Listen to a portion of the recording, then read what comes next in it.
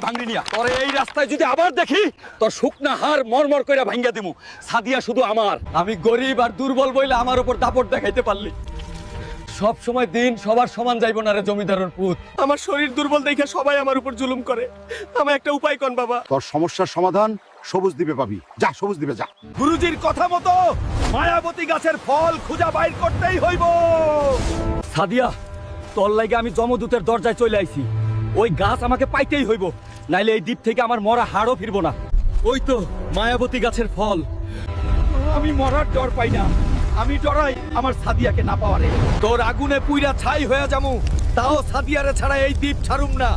মার আমারে, তাও আমি এক কদম সরমু না। তুই মানুষ না, তুই তো আগুনের থেকেও তেজওয়ালা এক প্রেম পুরুষ। ইয়া, তোরে ছাইড়া দিলাম।